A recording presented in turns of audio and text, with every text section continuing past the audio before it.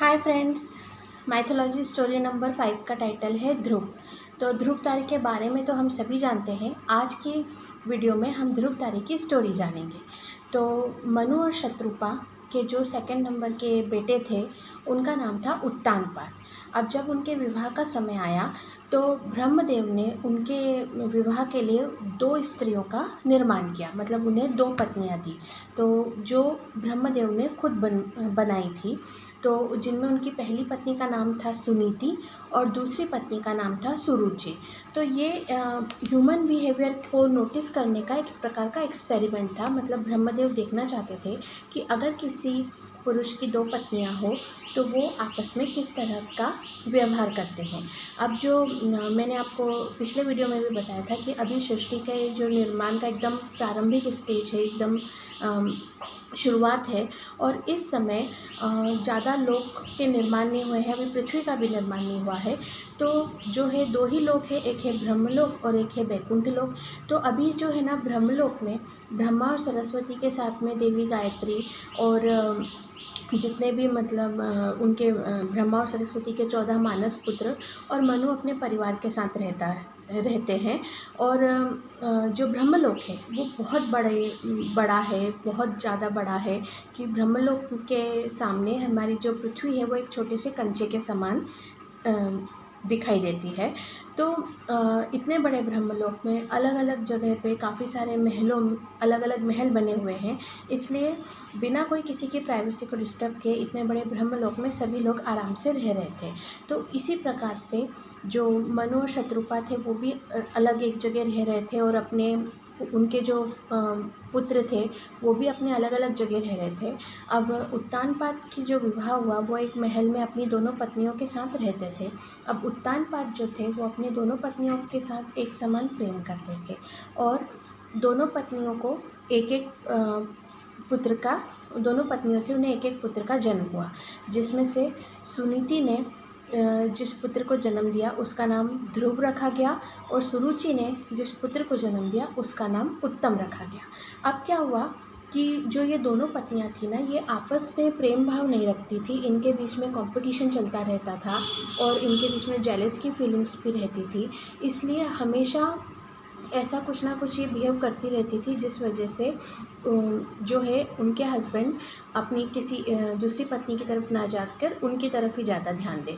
तो इस मामले में जो सुरुचि थी वो काफ़ी जो तेज़ पढ़ती थी, मतलब चालाक पढ़ती थी।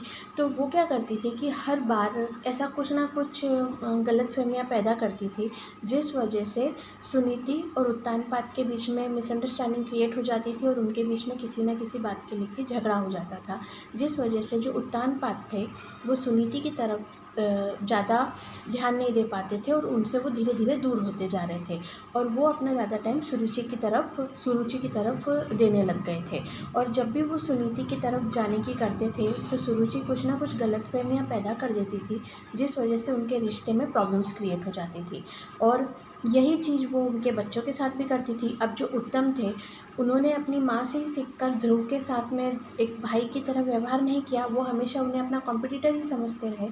और जो ध्रुव थे वो जब भी अपने पिता के पास जाते थे तो उत्तम और सुरुचि कुछ ना कुछ ऐसी सिचुएशन क्रिएट कर देती थी कि ध्रुव को अपने पिता से दूर कर देती थी। मतलब वो कुछ ना कुछ ऐसा क्रिएट कर देती थी जिससे ध्रुव अपने पिता के पास ना जा सके।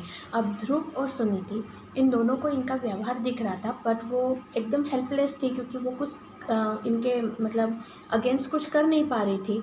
और ध्रुव जो था वो अपने पिता को बहुत मिस करते थे, क्योंकि एक ही घर में रहते हुए सुरुचि और उत्तम ध्रुव को अपने पिता के पास जाने भी नहीं देते थे। तो इस वजह से ध्रुव बहुत उदास हो जाते थे। अब है ना उनको उदास देख के जब वो एक ऐसे ही करते करते मतलब दोनों बच्चे 12 साल के हो गए।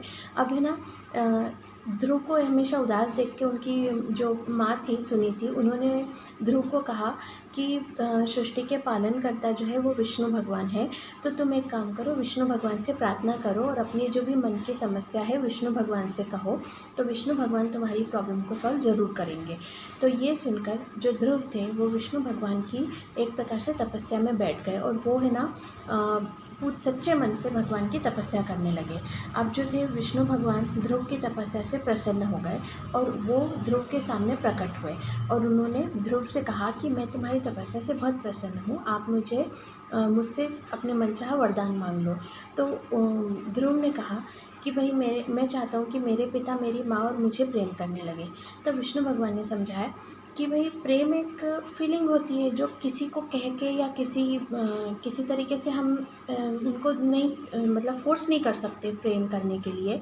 तो इसके अलावा मतलब ये फीलिंग्स का मामला होता है जो भगवान के आशीर्वाद से थोड़ी होता है। तो मैं ये वरदान नहीं दे सकता, तुम कुछ और वरदान मांग लो। तो ये सुनकर ध्रुव ने थोड़ी देर सोचा और फिर ध्रुव ने विष्णु भगवान से कहा कि हे भगवान, मैं हमेशा एक ही घर में रहते हुए अपने पिता से दूर रहता हूँ, तो आप मुझे कोई ऐसा स्थान दीजिए जिससे मैं हमेशा अपने पिता की नज़रों के सामने रहूं और मैं भी हमेशा अपने पिता को देख सकूं, जिस वजह से हम भले ही एक दूसरे से दूर हों पर हमेशा हम एक दूसरे की नज़रों के सामने हों। तो ये सुनकर विष्णु भगवान बहुत प्रसन्न हुए और विष्णु भगवान ने जो ध्रुव थे उनको एक जो बोलते ना तारा बना दिया और अंतरिक्ष में एक जगह उनका स्थापना कर दी। तो ये जो थी ये उत्तर दिशा थी, लेकिन राइट नाउ अभी दिशाओं का क्रिएशन नहीं हुआ है, बट वो जो है वो एक पर्टिकुलर जगह पर ध्रुव का स्थान बना दिया और वो एक शाइनिंग स्टार बन चुका था जो सबकी नज़रों पे आता था। और ये बात उसके जो पिता थे उनकी नज़रों में भी आया और इस तरीके से जो ध्रुव था, ध्रुव का एक पर्टिकुलर स्थान बन गया।